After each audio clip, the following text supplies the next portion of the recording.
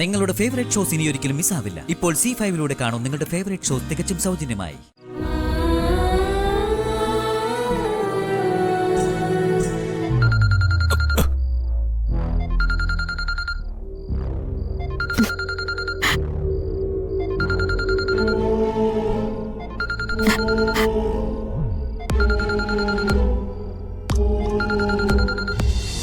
വന്ദനയില്ലാതെ എനിക്ക് ജീവിക്കാൻ പറ്റില്ല.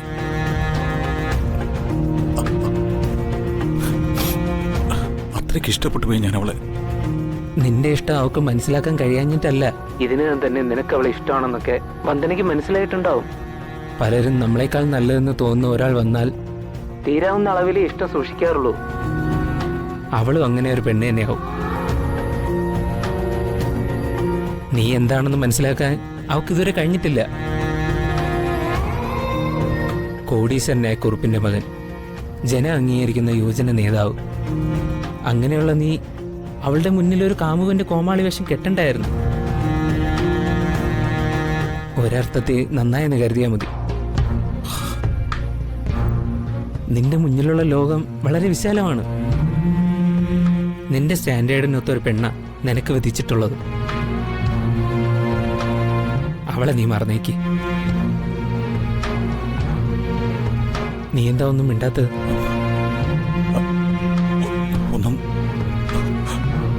ഒന്നും പറയാനുള്ള മാനസികാവസ്ഥയിലല്ല ഞാൻ. നമുക്ക് രാവിലെ സംസാരിക്കാം.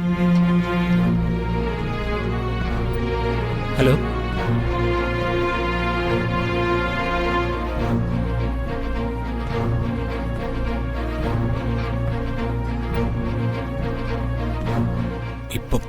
ഇപ്പൊ തന്നെ ഇതിന്റെ യഥാസ്ഥിതി എന്താണെന്ന് എനിക്കറിയണം.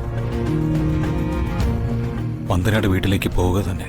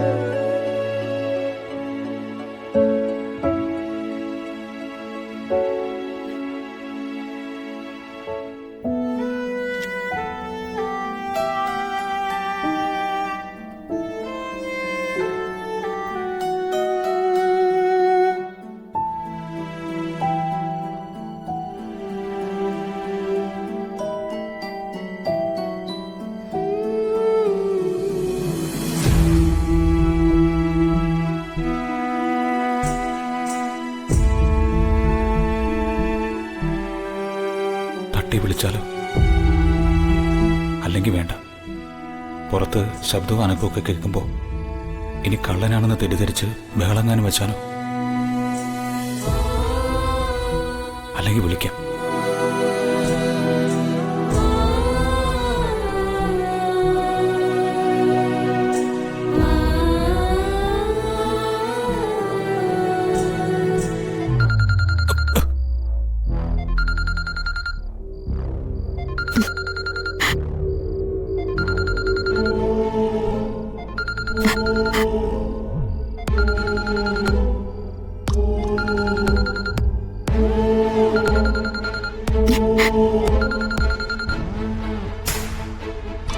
ഹലോ, വന്ദന ഉറങ്ങിയില്ലേ? ഇല്ല. ആരാ? ഇത്ര വേഗം എന്നെ മറന്നോ? ഞാനാ ഗൗതം.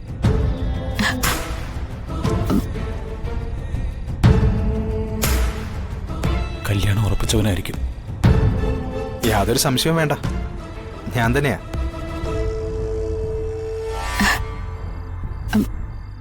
ഞാൻ കരുതി എന്റെ നമ്പർ വന്ദന സേവ് ചെയ്ത് കാണുമെന്ന്.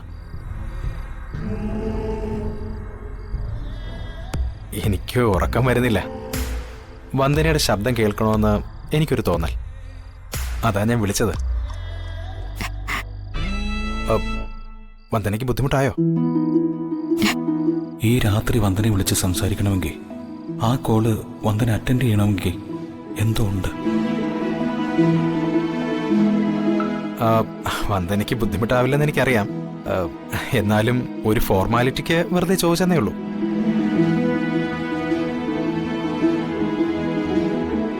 എന്താ വന്ദനൊന്നും മിണ്ടാത്തത്? ഞാൻ പറയുന്ന കേൾക്കുന്നുണ്ടോ?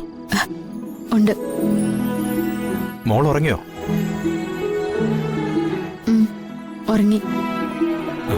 വന്ദന, ജീവിതം ഒന്നേ ഉള്ളൂ. അത് വെറുതെ കളയാനുള്ളതല്ല എന്ന് എനിക്ക് വീണ്ടും തോന്നിയത് വന്ദനയെ കണ്ടപ്പോഴാ. ഇത് വെറുതെ പറയുന്നതല്ല, സത്യമായിട്ടുള്ള കാര്യമാ. ഇനി ഒരിക്കലും ഒന്നും വേണ്ട എന്ന് മനസ്സിൽ കരുതിയവനാ ഞാൻ. സോമനങ്ങൾ പറഞ്ഞപ്പോഴും അങ്ങനൊരു ഫോർമാലിറ്റിയെ തോന്നിയുള്ളൂ. വെറുതെ ഒരു പെണ്ണ് കാണൽ ചടങ്ങ്. അതിനപ്പുറം എനിക്കൊന്നും തോന്നിയില്ല. പക്ഷേ വന്നു കണ്ടപ്പോ സത്യം പറയാലോ, എനിക്കിഷ്ടായി.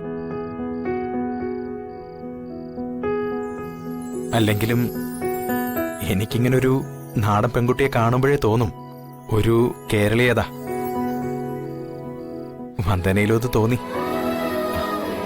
നെറ്റിയിൽ ചന്ദനവും നീട്ടി വളർത്തിയ മുടിയിൽ തുളസി കതിരും വെച്ച ഒരു നാടൻ തനി ഗ്രാമീണ പെൺകുട്ടി. വല്ല ഫാഷനബിൾ പെണ്ണുമായിരുന്നെങ്കിൽ നൈസായിട്ട് ചായയും കുടിച്ച് പിന്നെ പറയാന്നൊരു വാചകവും ഫിറ്റ് ചെയ്ത് ഞാൻ സ്ഥലം വിട്ടേനെ. പക്ഷേ ഇതങ്ങനെയല്ല. ഞാൻ ചിന്തിച്ചതിലും അപ്പുറം. ഞാൻ വെറും പൈങ്കിളി സാഹിത്യകാരനാണെന്ന് വന്ദനയ്ക്ക് തോന്നുന്നുണ്ടോ? ഏയ് ഇല്ല. എന്നാ പറയട്ടെ.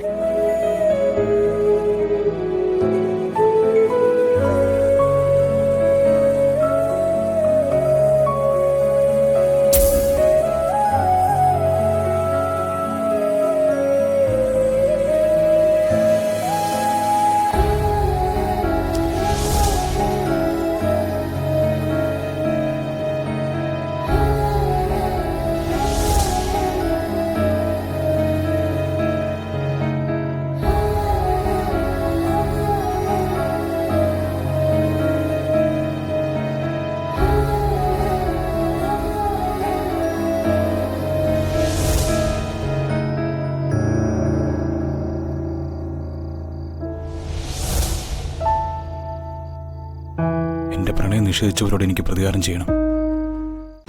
ഡൗൺലോഡ് ചെയ്യൂ C5 ആപ്പ്. കാണൂ എല്ലാ എപ്പിസോഡുകളും സൗജന്യമായി.